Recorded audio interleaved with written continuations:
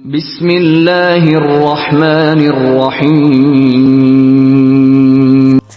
السلام علیکم پیارے دوستو، آج کا واقعہ ہے پاک دامن نوجوان۔ ملک شام کی سرسبز شاداب پہاڑی کے دامن میں اسی طرح 3 نوجوان رہا کرتے تھے۔ یہ تینوں سگے بھائی تھے جو تلواروں کے سائے میں پل کر جوان ہوئے تھے۔ شباب کے امنگوں کے دن تھے، زندگی کی بہاروں کا موسم تھا، لیکن دل دیوانے کو کون سمجھائے کہ اس کا عالم ہی ساری دنیا سے نرالا ہے۔ کوئی پھولوں کی انجمن میں سکون پاتا ہے، یہ ظالم کانٹوں پر چل کر خوش ہوتا ہے۔ کسی کی رات نیند کی سرمستیوں میں بسر ہوتی ہے، لیکن اسے تا دم سحر آنکھ پھوڑنے ہی میں ہی مزہ آتا ہے۔ اتفاق کی بات یہ ہے کہ تینوں بھائیوں کے سینے میں یہی دل دیوانہ تھا۔ دیوانگی زلف لیلا کی نہیں تھی، ملت کے اعزاز و سربلندی کی تھی، شہادت و سرفروشی کی تھی، رضائے مولا اور خوشنودی حق کی تھی۔ اس آرزو کی تھی کہ خون کا آخری قطرہ دے کر بھی اگر سرکار بطحا راضی ہو جائیں تو یہ سوداگر نہیں ہے۔ اسی جذبے میں یہ تینوں بھائی گھر سے نکلے، ہمراہ جینے کا سامان کم موت کا سامان زیادہ، ہاتھ میں تلوار، سر پر کفن، بازو میں کمان، شانے میں سرتشک اور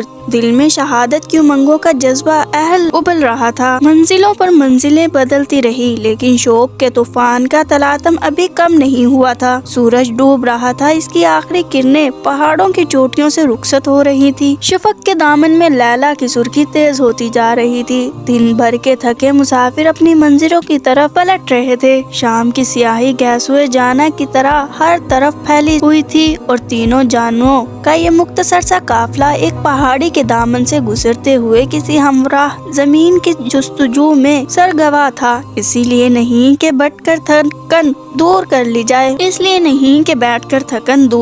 جائے، بلکہ اس لیے تھی کہ مالک بے نیاز کے سامنے ماتھا ٹیک کر روح کی پیاس بجھا لی جائے۔ کافی دیر کے بعد کچھ ہی بلندی پر ایک ہموار چٹان نظر آئی۔ آسمان پر کمر ڈالنے والوں کے لیے وہاں تک پہنچنا کیا مشکل تھا۔ نہایت تیزی کے ساتھ تینوں اس پر چڑھ گئے۔ اب نماز کی تیاری شروع ہو گئی۔ چھوٹا بھائی جوں ہی اذان دینے کے لیے کھڑا ہوا کہ قریب سے ہی اللہ اکبر کی پرجلال آواز کان میں آئی۔ یہ آواز سنتے ہی بڑا بھائی اور وار فنگی شوق کی بے خودی میں اچھل پڑا۔ بے ساختہ منہ سے آواز نکلی، ہماری بے تاب آرزوؤں کی سراغ مل گیا، اب ہماری محنت سفر وصول ہو جائے گی، منزل مقصود قریب آ گئی ہے۔ شاید بڑے بھائی کی یہ کیفیت دیکھ کر چھوٹے بھائی نے اچھلتے ہوئے دریافت کیا، بھائی جان آپ کا مطلب ہم نہیں سمجھ سکے، لیکن آپ کو معلوم ہے کہ یہ آواز کہاں سے آ رہی ہے؟ بڑے بھائی نے متفقانہ انداز میں جواب دیا، میرے عزیز، یہ مجاہدین اسلام کا لشکر معلوم ہوتا ہے، جس میں شریک ہونے کی تمنا ہمیں یہاں تک کھینچ لائی ہے۔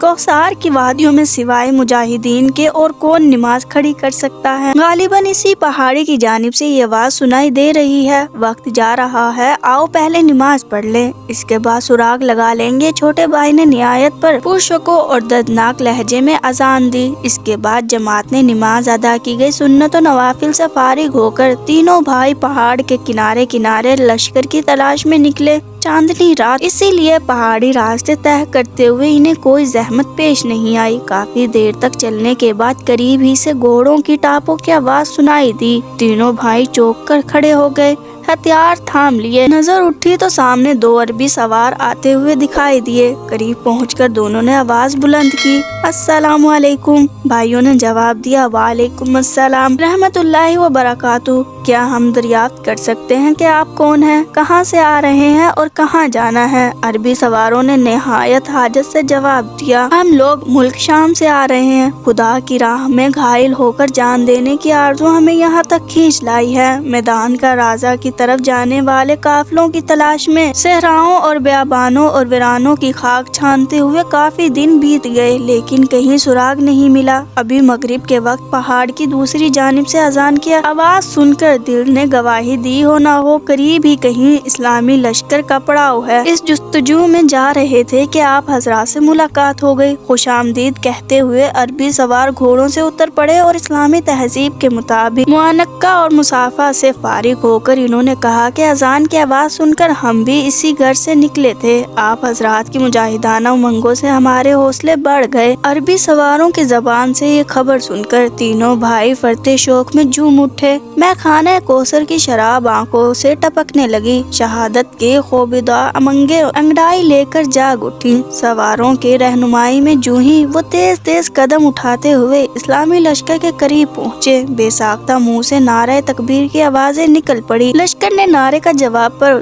جوش و نعرے سے جواب دیا۔ 3 نئے مجاہدین کی آمد پر سارے لشکر میں خوشی کی لہر دوڑ گئی۔ سب نے ان کے آنے خوشی ہوئی اور قدموں کے نیچے دلوں کا فرش بچھا دیا۔ سپہ سالار نے انہیں اپنے سینے سے لگا لیا، دعائیں دی اور دینی دلوں کی تپش معلوم کر کے مبارکباد کا ہدیہ پیش کیا۔ رات کے پچھلے پہر تہجد کی نماز سے فارغ ہوتے ہی کوچ کا اعلان ہوا اور دم کے دم میں کوثر کی وادیاں خالی ہو گئی۔ دریاؤں، پہاڑوں اور صحراؤں کو روندتا ہوا اسلامی لشکر امڑتے ہوئے سیلاب کی طرح آگے بڑھنے لگا۔ صلوت و جلال کی ہیبت سے دھرتی کا سینہ دہل اٹھا۔ کائنات کی سب سے بڑی طاقت آج حرکت میں آ گئی تھی۔ اسلام کی غیرت نے ایسی انگڑائی لی تھی کہ بڑے بڑے سورماؤں کا کلیجہ دھک سا ہو گیا۔ شبانہ روز چلتے چلتے روم کی سرحد کا فاصلہ جب چند میل رہ گیا تو حالات کا جائزہ لینے کے لیے سپہ سالار نے لشکر کو پڑاؤ کا حکم دیا۔ دشمن کی نقل و حرکت کا سراغ لگانے اور جنگی تیاریوں کی خبر حاصل کرنے کے لیے 50 مجاہدین پر مشتمل جو دستہ تیار کیا گیا تھا، اس میں تینوں بھائی بھی شامل تھے، کیوں نہ انہیں پہلے سے روم کے متعلق واقفیت حاصل تھی۔ یہ چھوٹا سا دستہ پہاڑوں اور جنگلوں کے محفوظ مقامات سے گزرتا ہوا آگے بڑھ ہی رہا تھا کہ اچانک رومیوں کے ایک لشکر سے مٹ بھیڑ ہو گئی۔ دونوں طرف سے تلواریں بے نیام ہو گئی، نیزے حرکت میں آ گئے اور مٹھی بھر مجاہدین کا یہ دستہ رومیوں کے ٹڈی دل لشکر پر ٹوٹ پڑا۔ تینوں بھائی بجلی کی طرح کوندتے ہوئے دشمن کی صفوں میں گھس گئے۔ قلبے لشکر تک پہنچ کر وہ رومی سپہ سالار کا حلقہ توڑنا ہی چاہتے تھے کہ پیچھے سے کسی نے کمند پھینک کر انہیں گرفتار کر لیا۔ لڑائی ختم ہونے کے بعد انہیں جنگی قیدیوں کی طرح پاچولا اور رومی اپنے ہمراہ لے گئے۔ اسی بہادر اقدام کا حوصلہ تھکن مقابلے سے اسلامی لشکر کی کچھ ایسی دھاک دشمن کے دل پر بیٹھ گئی کہ وہ جنگ کرنے سے دستبردار ہو گئے۔ بالآخر کئی ہفتہ قیام کرنے کے بعد اسلامی لشکر کو حجاز کی طرف واپس لوٹ آنا پڑا۔ آج 3 قیدیوں کے فیصلے کا دن تھا۔ روم کا عیسائی بادشاہ جو ہی دربار میں آ کر بیٹھا، جلاد نے تینوں کو لا کر سامنے کھڑا کر دیا۔ تینوں بھائیوں کے چہرے پر خوف و وحشت کا متعلق کوئی اثر نظر نہیں تھا۔ انجام کی فکر سے بے پرواہ اور بھرے دربار میں مطمئن کھڑے تھے۔ بادشاہ نے گرجتے ہوئے کہا، تم ہمارے ملک پر حملہ کرنے آئے تھے، لیکن قبل اس کے کہ تمہارا خوفناک انجام ہو تم مطمئن بیٹھے ہو۔ اب اس جرم کی سزا سوائے موت ہے، لیکن تمہارے خوشنما چہروں اور حسین جوانیوں پر مجھے ترس آ رہا ہے۔ ایک شرط مان لو تو تمہاری جان بخشی جائے گی۔ جان بخشی ہی نہیں، شاہی دربار کا بڑے سے بڑا اعزاز تمہیں حاصل ہو سکتا ہے۔ بڑے بھائی نے پھر بھرپور شان بے نیازی سے دریافت کیا، کیا وہ شرط؟ بڑے بھائی نے بھرپور شان سے بے نیازی سے دریافت کیا، وہ شرط کیا ہے؟ بادشاہ نے جواب دیا، بہت معمولی شرط ہے، صرف اپنا مذہب تبدیل کر دو، اسلام کو چھوڑ کر دین عیسائی قبول کر لو۔ اسلام کے غیور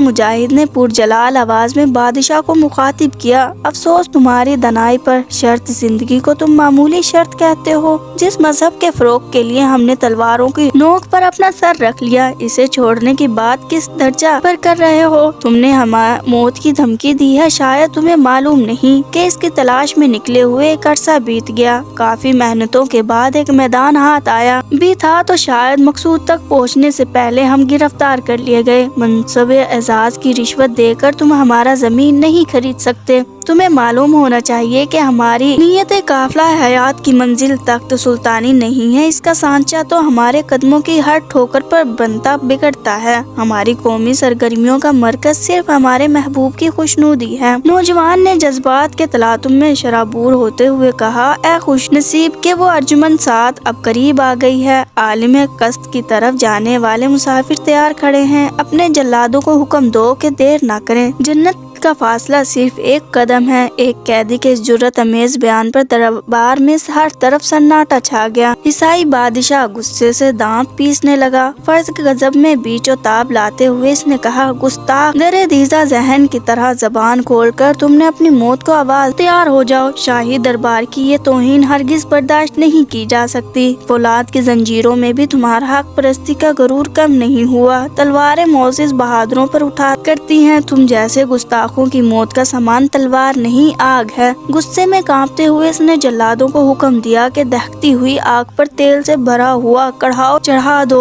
जब वो उबलते हुए चश्मे की तरह खोलने लगे तो मुझे फौरन खबर दो। बेड़ियों में जकड़े हुए कैदी सामने खड़े थे। जल्लादों का दस्ता हुक्म की तामील के लिए उल्टे पांव रुखसत हो गया। थोड़ी देर बाद नकीब ने आकर आवाज दी, जा पना, दहकती हुई आग पर तेल का चश्मा उबल रहा है। गुस्ताखों के इबरतनाक अंजाम तमाशा देखने के लिए कुर्सियां मक्तल के सामने बिछा दी जाएं। ये बादशाह ने हुक्म दिया। अगर आपको मेरी वीडियो अच्छी लगी हो तो लाइक और सब्सक्राइब जरूर कीजिएगा और इस वाक़ये का बकिया हिस्सा अगली वीडियो में लाजमी देखिएगा। फी अमानिल्लाह, दुआओं में याद रखिएगा।